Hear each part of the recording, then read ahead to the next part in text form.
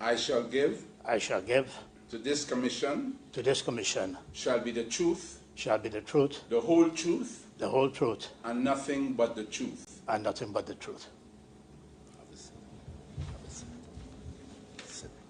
Mr. Ali, you can sit or stand, whichever you feel more comfortable with. Most people have been sitting down.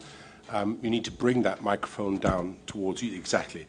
And if you speak directly into it, then we won't have to keep asking, what did you say, or repeating yourself. And that will put this, you're giving evidence in a much shorter compass than it might otherwise be, all right?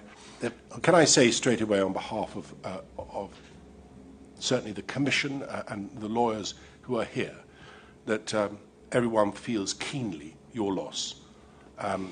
It must be hard for you to have to give evidence about a matter such as this, and we're grateful that you're here to do so.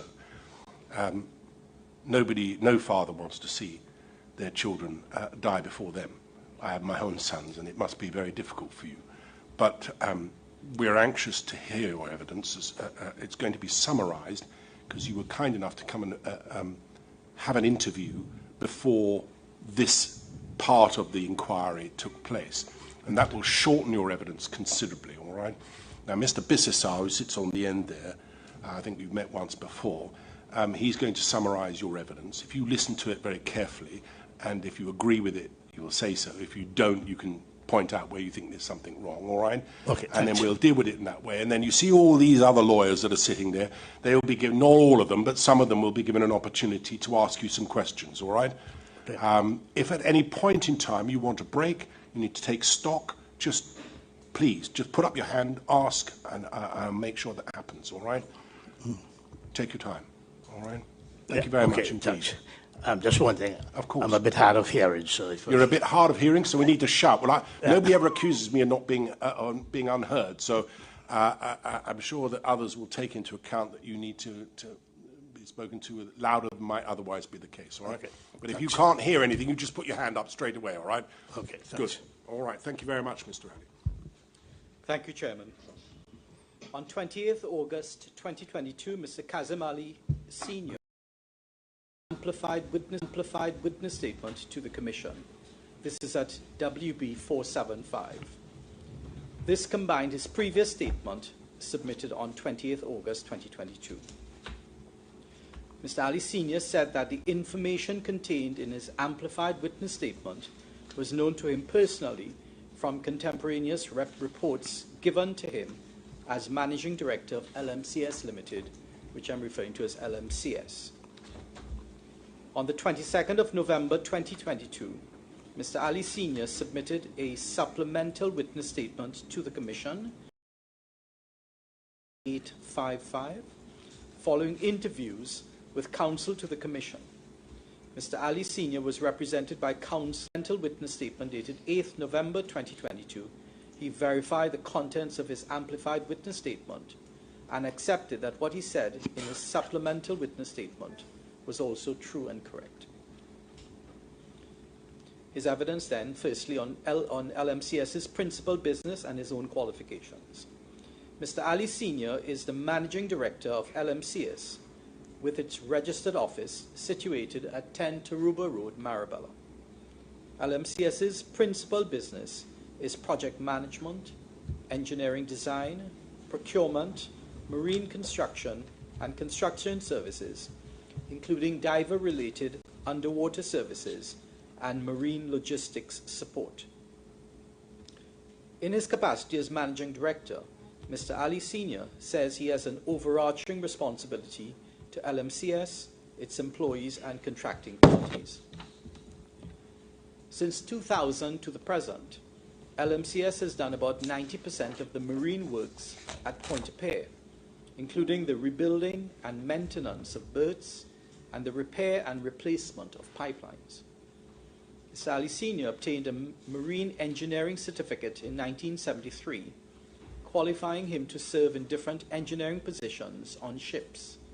And in 1979, he received a second engineering certificate for open vessels and a chief engineering certificate for smaller vessels, issued by the then Secretary of State in the Department of Trade in the United Kingdom. This is at SWB 2887 to 2896.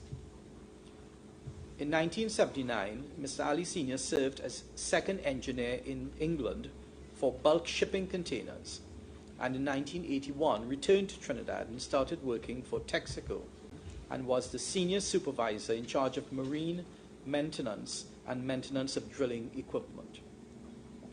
Mr. Ali Sr. left Texaco, which later became Trintoc, in 1991, and worked as a project engineer with different marine contractors, and in 2000 he established LMCS.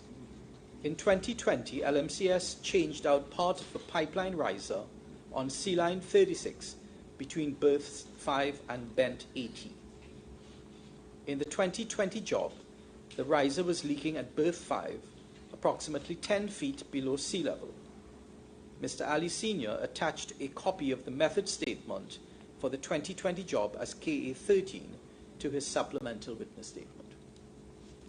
He says that the method used for the 2020 job was similar to the method used for the 2021-2022 job. The difference was the configuration of the pipeline, because from the 2020 job, the line along the seabed dated 14th May 2021, which is at page 46 to the exhibits of his amplified witness statement, also clarified that this is what Paria wanted, as it expressly stated that the contractor was responsible for the safe removal of the hydrocarbon content from the line and to ensure that the line was clear and dry. He says that LMCS did not think that complete removal of the line content was the safest method of work execution. LMCS's proposal, according to Mr. Ali Sr., comprised a method statement as well as a risk assessment. LMCS prepared the method statement and the risk assessment, which he says was accepted by Paria. The original method statement, which was submitted to Paria, did not propose the removal of the entire contents of Sea Line 36. Mr. Ali Sr. estimated that the contents to be removed from the topside piping would have been approximately 300 barrels, and he says this method statement was accepted by Paria, which did not ask any questions about the method. Mr. Ali Sr. says that he did not propose the removal of the entire line content between berths 5 and 6 because LMCS wanted to set the plug on a solid leg of liquid. LMCS did not mention delta P in the method statement or risk assessment, but that was to be taken care of by ensuring that there would have been no pressure difference between the plugs. He said that everything LMCS did was to avoid creating a void in the pipeline, which is why LMCS tried to ensure that it had a column of liquid under the plug in the riser. He further stated at page 2860 that LMCS only sought to remove enough content in the riser at berth 6 to create a 30-foot ullage, which would also have created a 30-foot ullage at the riser at berth 5. Mr. Ali Sr.'s evidence is that the method statement proposed the use of an air pump at an open riser at berth 6 to create a 30-foot ullage at berth 6 to install the plugs, which led to new method statements. This would have involved introducing an air pump at an open riser at berth 6. He said that at the kickoff meeting around 29th June 2021, after LMCS was awarded the 2021-2022 contract, LMCS and Paria looked at the job in some detail. He said that the proposal with respect to the air pump was not practical because LMCS would have had to remove the flange from the top of the riser in order to get the pump in, and this risked water entering the riser. He also said that as early as the kickoff meeting, LMCS and Paria discussed the method proposed by LMCS of using the air pump. This led to Paria developing and approving an instruction dated 5th January 2022, this is at CB 1033, for using air by way of an air pump to remove the liquid. LMCS also developed new method statements for line clearing, namely number 108, dated the 1st of December 2021, this is at CB 1028, and number 115, dated 5th February 2022, this is at CB 1041, both of which specifically relate to line clearing. line clearing. Mr. Ali Sr. said that the method of line clearing in LMCS's method statement and Paria's instructions contemplated air blowing instead of an air pump, and the first phase was the removal of the contents of the topside piping by air blowing from berth 5 into sea line 36. Once the topside piping was cleared of content, the tie-in piping between the topside piping and the riser would be removed at berth 6.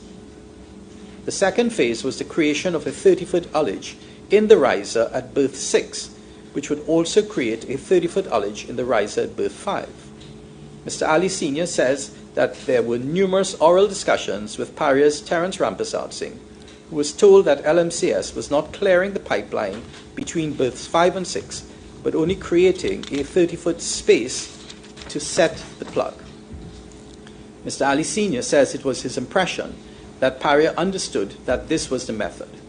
He says LMCS never changed the original objective of getting that 30-foot ullage. Mr. Ali Sr. also says that he did not think from the work instructions that Paria wanted LMCS to clear the entire sea line 36. He says that Paria did not do their own assessments for the clearing of the lines, but had oversight and final approval of all method statements and job hazard analyses, JHAs. Mr. Ali Sr. maintains that the removal of the contents from the riser to achieve a 30-foot ullage was done in one day in a few hours. He did not see the permit to work for that part of the job and was not present for the toolbox meeting for that job. He says that when LMCS opened the top of the riser at berth 6, the ullage was about 4 feet. LMCS disconnected the hose which was going to sea line 66 and connected it to the slop barge. He says that the method of air blowing directly into sea line 66 to achieve the 30-foot ullage in the riser was not effective, so LMCS decided to transfer the contents directly to the slop barge. LMCS blew, meaning introduced air pressure, then bled off the air pressure in the line and measured a few times until the 30-foot ullage was achieved. The measuring was at the berth 6 riser. Mr. Ali Sr. says that LMCS did not measure the volume removed, but got an indication from the number of barges which were filled. The slop barge was filled 2.5 times. One slop barge has a capacity of 25 barrels, so LMCS removed approximately 60 barrels. Further, that the line clearing was done in January 2022 over a 2-week period, and that the change in technique from air pump to air blowing could not have resulted in more of the contents of sea line 36 being removed, because LMCS was measuring the ullage as they were executing the line clearing. Mr. Ali Sr. says that LMCS did not discuss the possibility of a differential pressure in the method statement or the risk assessment, because the steps which it took should have eliminated this. Mr. Ali Sr. also says that LMCS's proposal was on the basis that the horizontal section of the line was flat. He said that in working before on the pipe and on sea line 36 and 66, LMCS did not encounter anything but a flat profile. Moreover, that Terence Rampersad Singh was the person who oversaw the project on behalf of Paria, and there were daily meetings with LMCS through Kazim Ali Jr. and Mr. Rampersad Singh. Mr. Ali Sr. says that all method statements were done by him, and Paria received and approved the method statements and risk assessments submitted. Installation of plugs and hyperbaric chamber. Mr. Ali Sr. said that the plugs were installed on 13th February 2022 together with the hyperbaric chamber. He said that when the chamber was installed, LMCS did a function test. He also said that the chamber, which comprised a cube 8 feet by 8 feet by 8 feet, had been constructed by LMCS and used twice before. It was not constructed on any specific code or standard, and Paria did not require any specific information in relation to the chamber, although Paria had inspected the modification works on it. Mr. Ali Sr. says that LMCS wanted to complete the chamber works within a 4-day window to limit changes in the condition in the line behind the plug.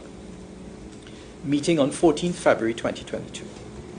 On 14th February 2022, Paria had requested a meeting. Terence Rampersad Singh and other Paria personnel were present, and he, meaning Mr. Ali Sr., Mr. Ahmed Ali, and Mr. Kazem Ali Jr. were present, and copies of the method statement were distributed.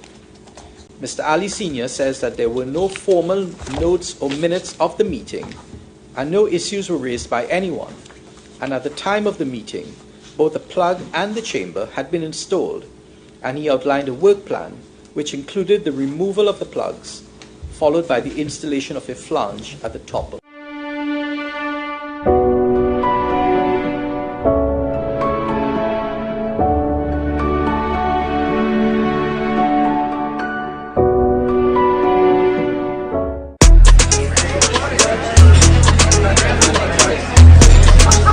by 20, 50 by 25.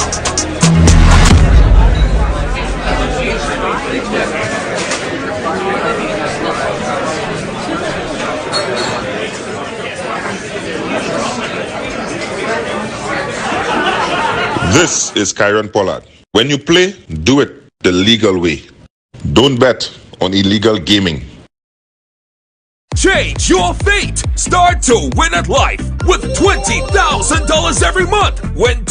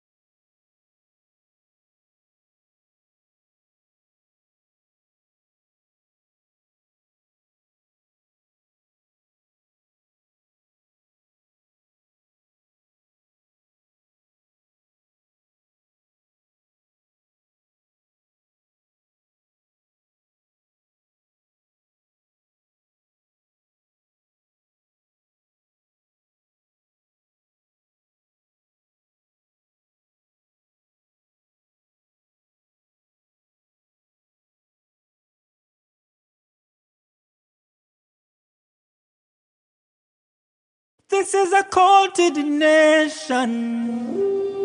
One by one, let's do it together. Let's be the change we want to see. Standing strong to any weather. Follow the light of the PEP. Cause we could build a better place for every creed and every race. Together we could triumph over anything we face. So one by one, two by two. This club is MLCG's newest $30 scratch game. You get one people under one flag. So come on, let me fix it. We go fix it. Build a better TNT.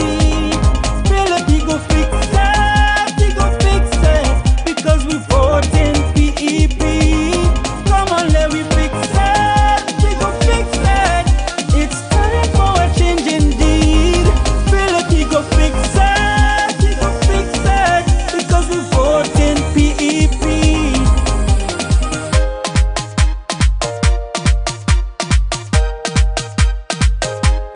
Twin Islands, let's move together.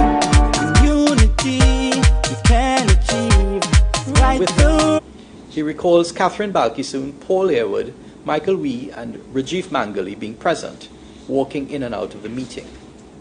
Mr. Ali Sr. said that Catherine Balkisoon told him that she did not think it was safe to send divers into the pipeline, and that Paria had a plan to pump out the line and send in confined space experts to take the men out.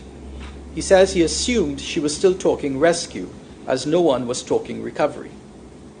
He told her he saw the pumps, but these could not pump out the line, and in any event, Paria was not going to get anyone to go 60 feet into a dry pipe.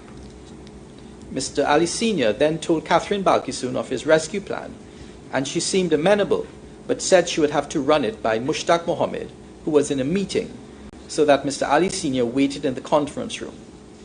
At about 4 p.m., Mushtaq said he would like to speak to the rescue diver Conan Beddow, who was in Sangre Grande. Sunday, 27th February 2022. At 10 a.m., Mr. Ali Sr. and Conan Beddow met Colin Piper together with Mushtaq Mohammed, Paul Airwood, and a lady from Heritage. Conan told Paria about his diving experience and showed him his CV. Conan's dad, who was also a diver, assured Paria that it was safe and he would be the topside man. Paria then showed video footage of the tank in the line and that it was jammed about 200 feet in the line. Conan said there would be no problem moving it. Paria said, however, that they wanted something in writing, and LMCS asked for the footage to be sent to them. Mr. Ali Sr. says that LMCS emailed the rescue plan to Paria at about 2:19 p.m., but never received the video footage. There was another meeting after 2:30 p.m. with the same Paria persons as before, but in addition there was a Coast Guard officer, one Mr. Fuentes from OTSL, as well as Heritage persons. Mr. Fuentes had a problem with the diver's apparel and radiation in the line, and that the rescuer's diving suit would not give him sufficient protection. Paul Airwood said he did not think that there would be much radiation there, as the pipeline did not have crude oil. The Coast Guard officer also said that it was not safe, but did not say why, and Mushtaq Mohammed then said that they were looking